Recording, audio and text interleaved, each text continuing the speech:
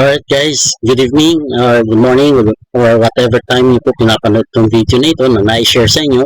I would like to welcome you, and on this video pag-usapan po natin ang SASUL, Let's DYOR or do your own research. Papakita ko lang po sa inyo kung saan nyo po pwedeng pag-aralan itong SASUL. No? So this is just about 10 to 15 minutes video. This is Edwin Ramos, a crypto enthusiast, and I just want to share the first-hand information kung saan ko nakikita yung mga first-hand information, no, na I highly suggest silipin nyo din before making your decision if you're gonna participate on whatever project na meron sa SASUL. Alright, so now, before we start, disclaimer lang, kung ano man po makibabanggit ko dito ay all for your reference only. Sabi ko nga, always do your own research. Papakita ko lang sa inyo kung saan nyo makikita yung mga first-hand information. Alright, so we are going to review SASUL from their platform for first-hand information. Dahil usually, yung mga assuming, nag-rely lang kayo sa sinabi ko, that's just second-hand information na, no? So, I highly suggest laging kayong kukuha ng information first-hand kung saan nyo doon sa mga official website nila or official documents na provided ng project. Now, unang pupuntahan natin is papakita ko sa iyo yung sasul.com, yan yung project website. And of course, yung docs.sasul for technical related data. Tandaan nyo po itong mga website na ito. Yung explorer.sasul.com, ito yung nodes and transaction data. Yung artifriends.com, ito yung SASUL developer website, kung sinong nag-develop ng SASUL blockchain. And yung solabs.io, yan yung SASUL first mover company. Siya naman ang nagde-develop ng mga projects or the ecosystem use cases ng SASUL blockchain. And of course, yung /x.com, ito ay isang launchpad of SASUL projects. Ano ba ang launchpad? Ang launchpad po ay dito inilo-launch yung mga projects or dito ginagawa yung accumulation, pag nag-pre-sale, funding of mga projects na gagawin sa sasul.com or SASUL blockchain. And yung white paper /x.com, nandyan yung kikita yung documents about the launchpad, ano? And of course, yung SASUL Mania, kung saan dito natin makikita yung dito tayo pwede mag-participate, mag-purchase ng cloud mining subscription if you would like to accumulate SL coin for 1.5 years. So, always do your own research, no? Puntahan nyo itong mga website na ito, pati kailang mga community, yung Telegram nila, yung Discord channel nila, participate sa kanilang community. You can ask questions and monitor their updates dun po sa mga social media nila. Alright, so let's go to the website. Ito yung sasul.com. So dito sa sasul.com ay yung kanilang homepage. Dito ko lang nakita na isang blockchain project ay nag-claim na they are the third generation blockchain, no? So, pinagmamalaki talaga last na they are third generation. Bakit po? There must be something na kailangan na kaya nilang i-prove na sila yung third generation blockchain. Kasi pag nag-research kayo online ng third generation blockchain, makikita nyo na may mga articles na third generation blockchain sila. Pero pag pinuntahan nyo dun sa kanilang website, hindi naman nila kiniklaim na third generation blockchain sila. So dito po, makikita natin talaga sa website nila is kinlaim nila na they are the third generation. Bakit? Na ito, and who else is there beside coin selling scammers? The standard of dividing generation is not speed or technological improvement, but the dissemination of new value in the market. As the third blockchain, generation block, SASUL creates new value called universal computer.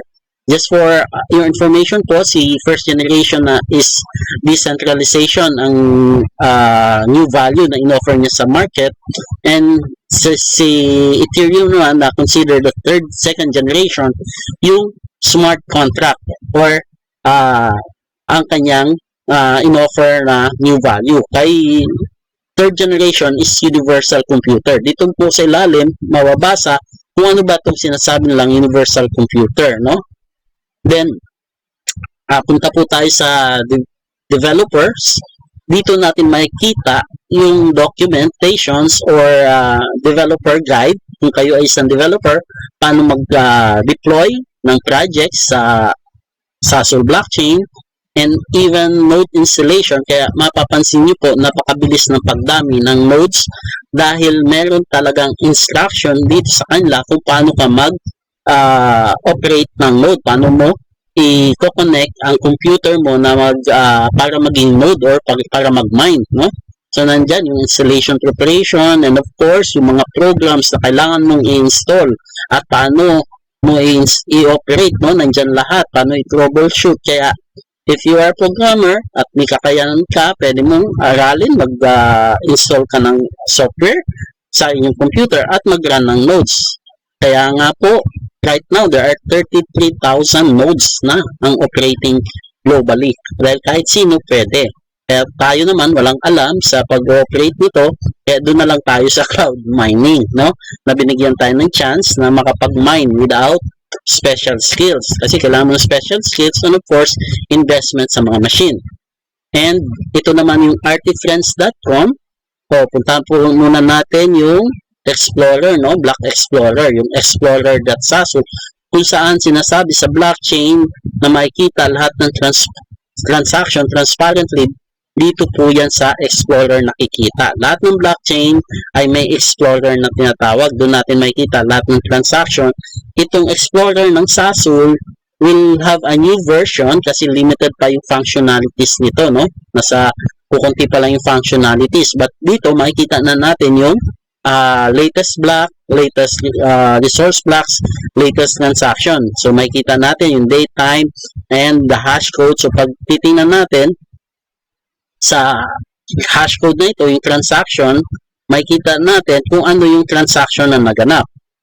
Alright? So, kung anong wallet ang nag-transact, there's no data. So, failed transaction yan. So, anyway, dito din natin makikita yung number of nodes, no? So, dito sa Sasul blockchain, makikita nyo yung kung nasaan yung mga nodes or mga miners. So, makikita natin globally, distributed talaga siya, no? And there are 33,000 miners na.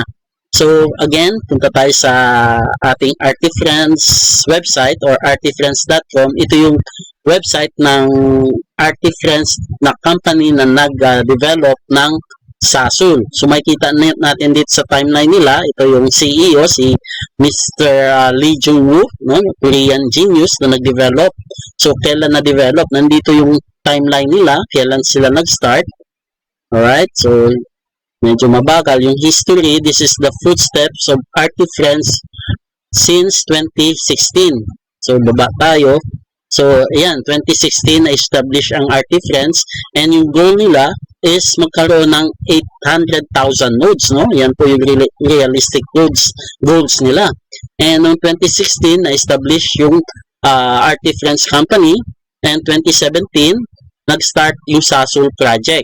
So, nandyan, madami sila mga other projects, involvement, no? Kasi IT company sila, software and development company.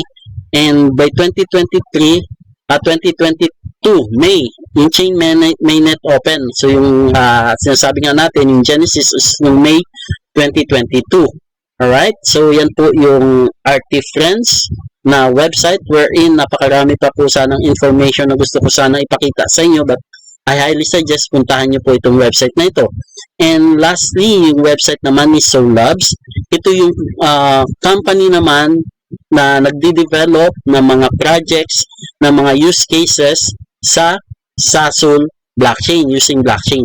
So, yan si SolLabs. So, they have a mutual agreement, understanding, and investment si SolLabs sa Artifriends. So, they are blood brother, kumbaga. Ang Artifriends at SolLabs, they are partner in building the ecosystem ng within the Sasul. So, makikita nyo po si Artifriends, ang focus lang ng Artifriends is to develop the Sasul blockchain. Enhance pa ito, perfect pa yung technology. Si Solabs naman is to create the business surrounding Sasol, yung mga kanyang mga use cases. Of course, yung unang use cases nito, makikita natin dito, yung leadership, partnership, yung mga projects.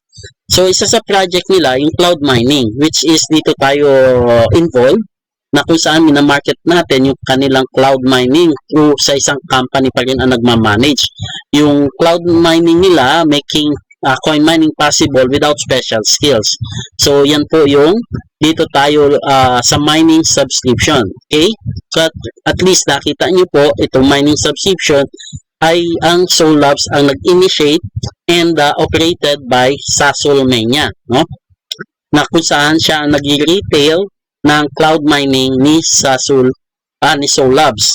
Now, ito naman launchpad na kahapon lang dahil right now is January 17. So, January 16, nangyari yung first ICO, yung nilaunch yung launchpad, laying the foundation for early Sasol ecosystem. So, magsisimula of course sa launchpad kung saan nilo-launch yung mga project. And makita po natin dito yung Wallet Siga, Layer 2, Crypto Game Solution.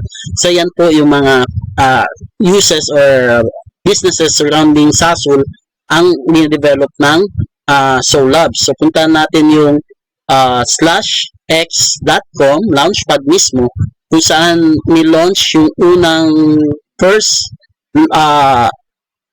ICO or initial coin offering ng SL Coin kahapon, no? So, makikita natin, close agad. Yan, sold out within yung 1 million. Nag-offer sila sa first round ng 1 million SL Coin ng price is 1 SL is to 1 USDT. Ang total benta nila within 2 hours ay 100,000 USDT. Sold out agad, no? So, yung iba nag-participate. Madami pong nag-participate. Gusto mag-participate, kaya lang sold out agad. So, yan po yung /x or launchpad. And makikita po natin dito sa support, I highly suggest basahin nyo ito para mas maintindihan nyo ano ang launchpad at yung paper nila, no? Or the white paper ng / nandito po yung documents sila ng / ano si / and dito may gusto akong pakita sa inyo yung mga tokenomics and nandyan po lahat, partnership, yung roadmap, service diversification, market approach. Dito sa market approach, dito natin makikita yung mga projects na ilo-launch sa launchpad.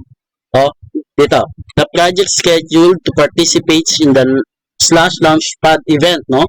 So, yung Sasol, ayan, yung first round, nangyari na. Yung Zigap wallet or the SIG token, magkakaroon din ng pre-sale dan. Yung SLU token, ano ang SLU token? Yan yung / token. Meron pa slow one. So, napakaraming mga project naka-line up para i-launch dito sa launchpad o sa /x.com, no? So, siya yung launchpad. Kaya nga po launchpad, dito nagkakaroon ng ICO or pre-sale na mga crypto project within Sasol blockchain. Para sa Sasol blockchain lang po ito, no? So, yan po yung ating /x and I highly suggest puntahan din nyo yung community, yung kanilang Telegram. Right now, there are 9,779 members. Yan, pwede kayo mag-participate dito sa kanilang chat. Yung sa announcement naman nila, channel, makikita natin yan. Announcement la, in just 3 hours, sold out yung kahapon na, in fact, wala pang 3 hours dahil naka-monitor tayo, 2 hours and 15 minutes lang yan. Yung tech support, pwede tayong magtanong dito about Sasol and everything na about Sasol is you can do your own research, no? So, puntahan nyo lang po yung website na ating share sa inyo. I highly suggest bigyan nyo ng time, aralin nyo because this is something na pwede nating magamit to improve our generation or para po magbago ang buhay po natin. Kung napag-iwanan po tayo before ni Bitcoin na first generation at ni Ethereum na second generation, wag po tayong papayag na maiwan ng third generation blockchain. Alright, so this is Edwin Ramos saying thank you and God bless.